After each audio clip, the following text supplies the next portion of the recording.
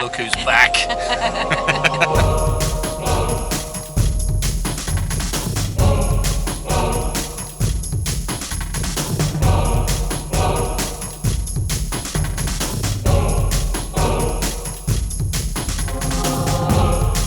I'm Barry. I'm Aannsha. This is the continuing journey of Sailing ABC.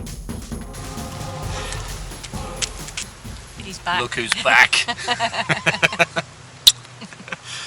I'll tell you all about it. Not in this episode, in the next episode, because it's a long story. It's Finnecay Town's annual fair, and a part of that fair is they have a competition for guys to climb up a greasy pole. They have to snatch a flag from the top of the pole, and they stand to actually win cash and other prizes. So I'm going to go down, I'll show you what the pole looks like before it gets really busy, and then we'll see if we can get some footage of the competition as it's happening. That big bucket there looks like, I'm sure it's got the grease that they're going to put on the on the pole. Whoa, okay. Oh, that's gloopy. This is what it looks like now. So that's the marquee where I think the dignitaries and other spectators are going to watch the pole climbing competition, and also I think there's some swimming and diving competitions as well. The dignitaries have been out on the cruise boat there, and they're all coming back. So I guess this is the official start of the ceremonies. So they're being escorted in by the Coast Guard. Oh, somebody's carrying a wreath on board. So that's obviously part of the ceremony. All the important people have arrived.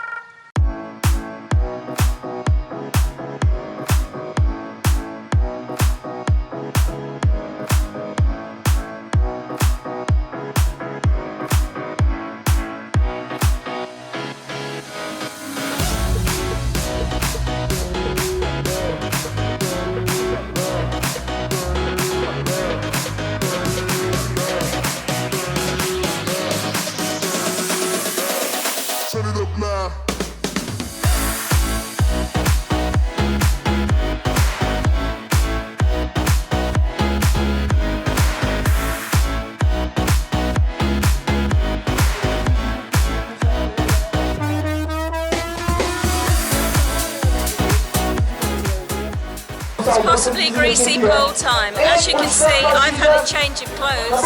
I got too close to the grease. This looks like the guys. I'd be feeling really nervous if I had to go up there right now.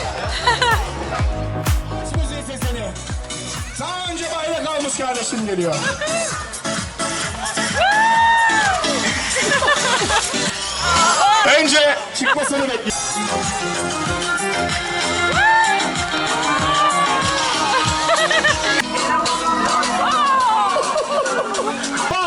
Osman!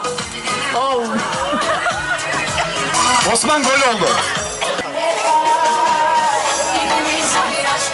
39 Metehan Zorlu. There's going to be a lot of tries. Murat Ali Topal Şahin. It's the end of June, and 3 of my female friends and I are going to a wine tasting place not far from Finnecay. How about you come along with us and see what it's like, and we'll let you know what the wines are like. Looking forward to it, ladies? Yes, yes. Yay!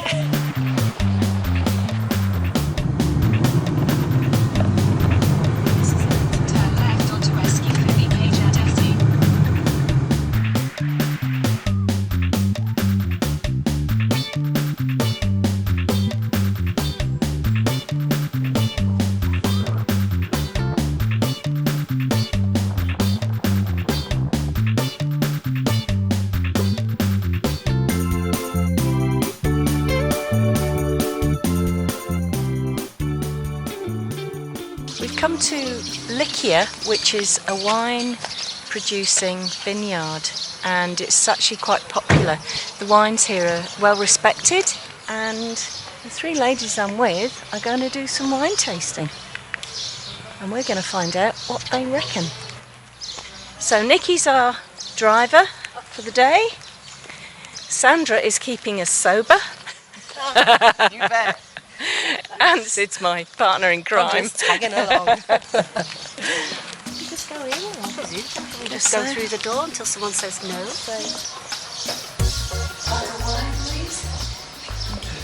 The still tank is 8,000 liter capacity, and this is a bottom liter. It's Ajikara. Do you know Ajikara? Ajikara. Our the best wine. Oh, Yes. It has prizes in international tastings. That's our French old barrels. okay. So the grapes, the next grapes will be what? September, October? Start of October, beginning of okay. October, Yeah. and finishing September. Okay. In this land and in this country, there was a civilization. Its name is Lycia.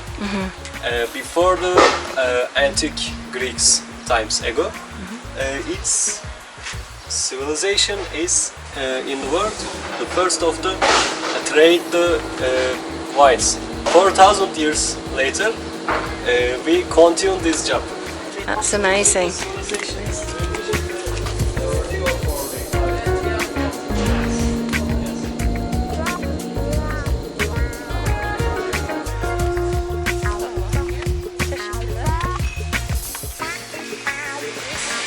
Smells good in here.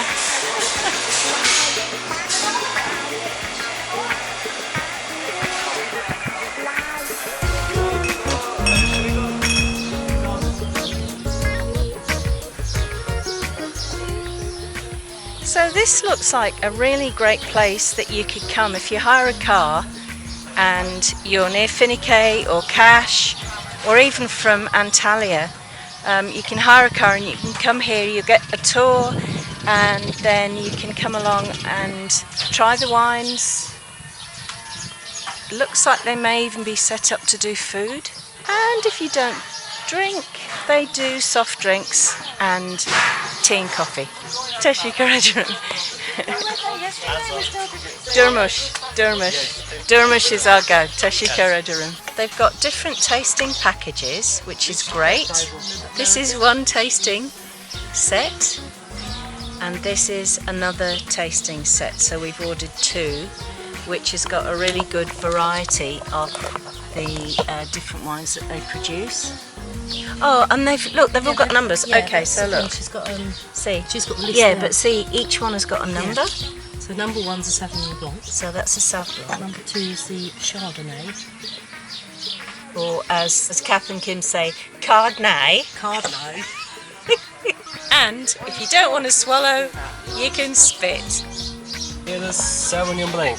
Its color is pale yellow color. There's an electrical acidity on the palate. It's all some passion fruit, and on the palate tropical taste. Actually, you can smell passion fruit in that. If it's now he's identified, you can smell it. Try it, and tropical. Yeah. And some. Oh yeah, high can't you? That smells nice. Yeah. It's fresh. And then it'll be very, very. It is acidity and long finish. It's very nice. I don't spit. Okay, so we've got three ladies that are swallowing. Excuse me.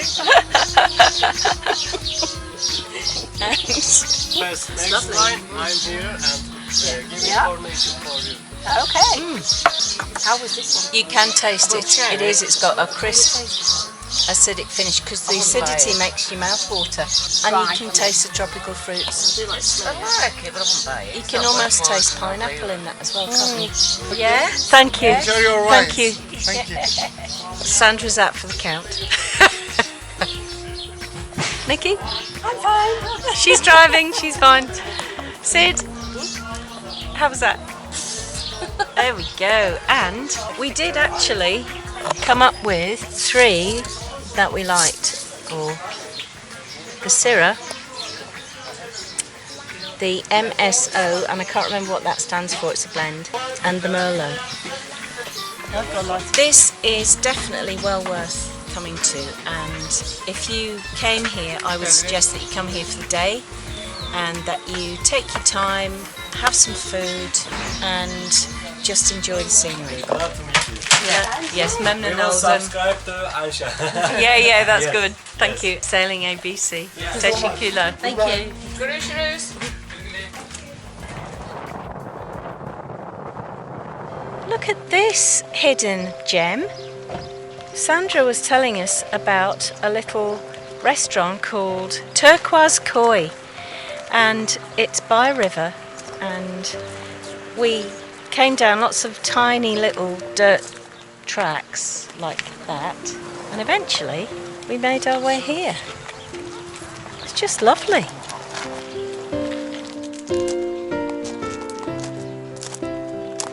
Merhaba, YouTube channel. Tamam. This is a lovely, lovely place. Look, the kitchen's over there. Merhaba. Hoş geldiniz. Hoş bulduk.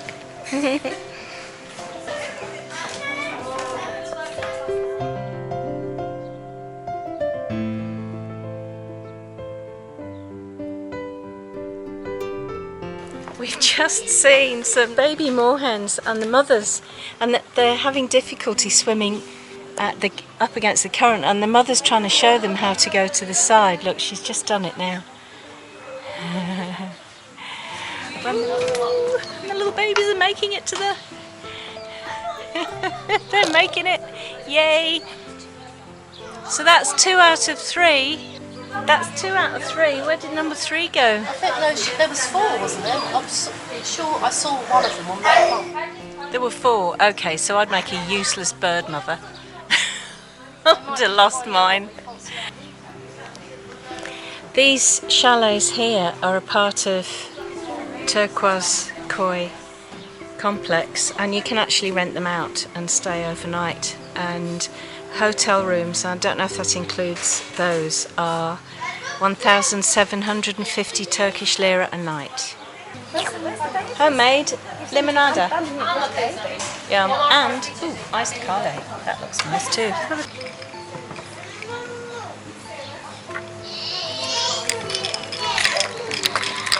Just what we want on a hot day. Finish the day. Sabri orta açtı.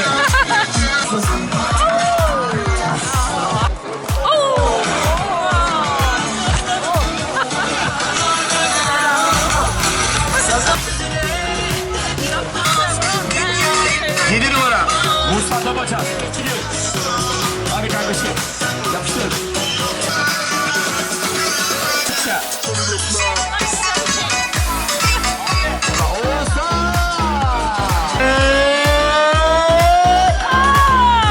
Allah billahi yukarıdaş kırıp oturacağım zaten.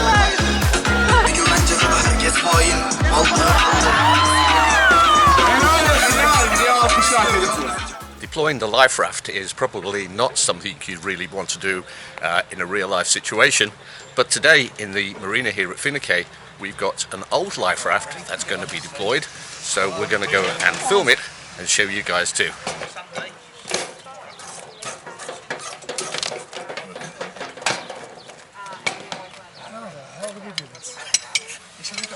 That little pop there, isn't it? It fell in and it...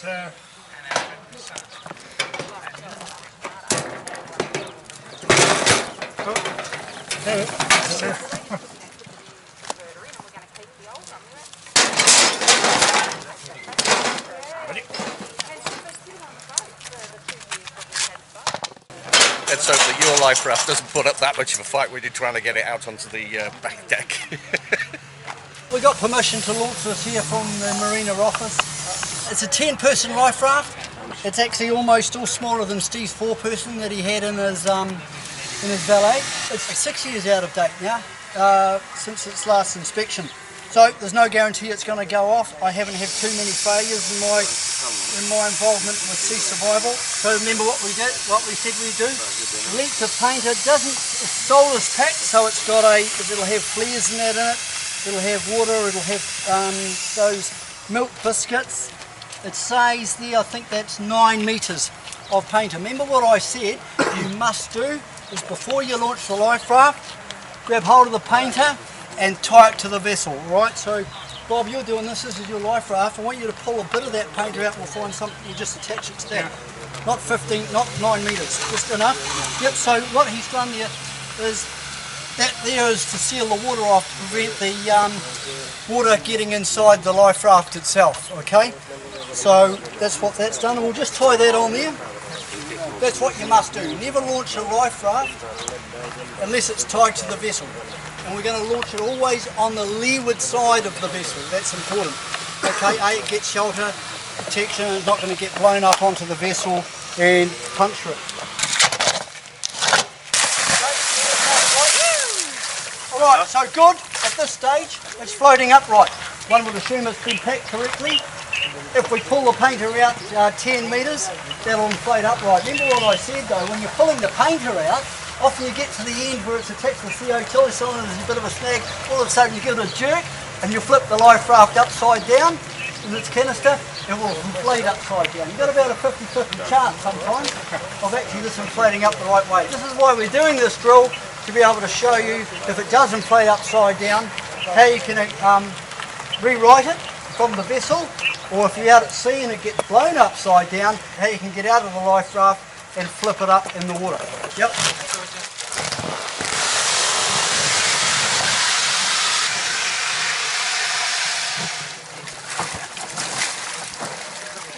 Oh, this one. Okay, so you want to get... Don't worry about that. Remember I tried telling you this morning, we've got release valves. It stops it over pressurising and bursting. This could go on for minutes. Yep, and of course in the heat of the day, that air inside those two cylinders is going to expand, cool down at night. During the day, these could just go off. You haven't got a hole in your life raft.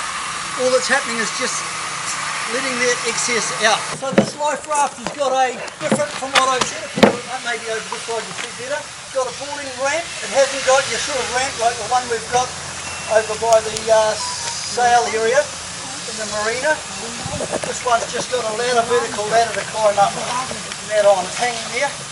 Underneath I can see large water pockets, there'll be about 8 on here maybe. And they are now full of water, so that's providing good stability of this life raft and weight in the lower bottom part to prevent the life raft getting blown upside down. If you have to get in the life raft wet, like I am about to, make sure you always maintain contact with the life raft. There's this webbing strap all the way around it. Alright? Got an arrow here telling me it's only got one entrance, 10 person. Even the bigger life rafts have 2 entrances, 25 person life raft. Looks like there's a webbing over here, Russ. Where a lot of people have problems is you're wearing a life jacket. Imagine your life jacket will be coming out from here, you'll be in the water. Alright? And they really struggle to actually get in here, because as soon as I put my foot in that bottom rung, and I put it here, what happens is the friction of the life jacket on the rubber, and they can't get close enough. They're out here and you're struggling to get your foot up a little bit higher, and you still might be struggling. Okay? Get the strongest person in the life raft first. That way they can sit here at the side and help the next person in. Another thing you can do is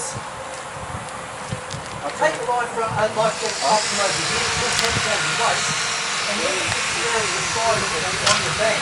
That way you'll be able to get a lot closer. They're really struggling to get in. Got luminous strips, very important as well. Not all life rafts have these, but if you get your life raft serviced and you find it hasn't got those, then ask to get them put on, because someone's searching you with a torch or a helicopter or an Orion aircraft out there looking for you. These will show up really good. This one hasn't got a inflated floor. but it has got an area to inflate, so the CO2 cylinder is inflated with double tubes. A offshore life raft should always have 2 tubes, right?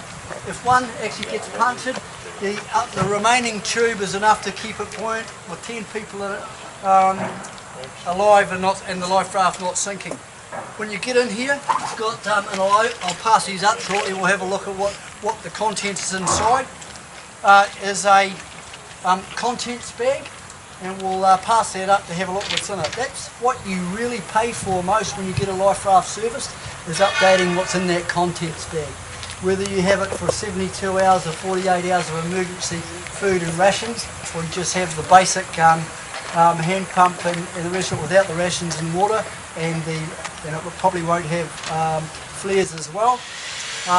That's what you'll pay to get replaced every 3-year service. Is they'll replace your rations, your food, your water, and also your flares. Always at the entrance, I was looking at the other entrance, we'll have a knife. That's the first thing you take out, and you need to cut the life raft away from the vessel. So I would cut the paint, or just pull the boat around, pull the life raft around, and cut it free. Once you're happy that you need to do that, you know. Try and sit inside in the life raft attached to the ship. And if you detach from the vessel, you need to bring your EPIRB with you. Most important.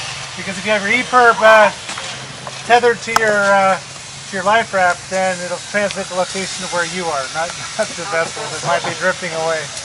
Some of the stuff is cheap and nasty, some of it is good quality. So we have a pump, flares, water. I do not see any food in here at all. There's a first aid kit. No, okay, so water's the most thing that you're going to need. Biscuits, they're okay for a bit of sustenance. Most important thing, sorry Bob, before you get in the water, always take the seasickness tablets first. Probably no water within the first 24 hours if you can do without it. Alright, and then you start rationing your water after the first 24 hours, and hopefully you'll have enough to keep you dry for 4 days. I was just going to say your grab bag. Obviously, think about your grab bag. So that's where you can put your Snickers and keep you from getting too hangry on board.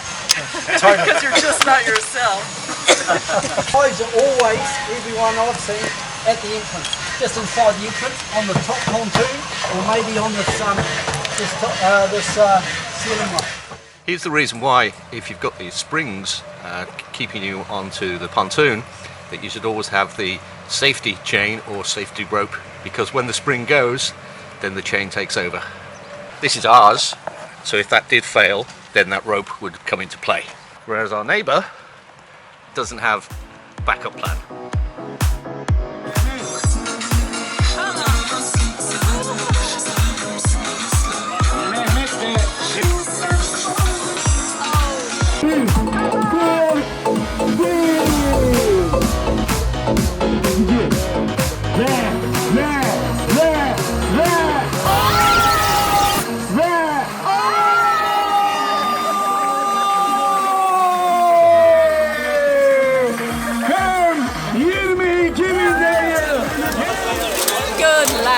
Look at that. The festival's been going on for a few days, and it culminated today at the slippery pole competition that we've just seen. And now I've popped down with Lane, my friend, who's on another boat in the marina, and we've come down to have a look at the last night of the festival in Finnecay itself, and it's absolutely chock-a-block. And there's so many stalls, it's amazing.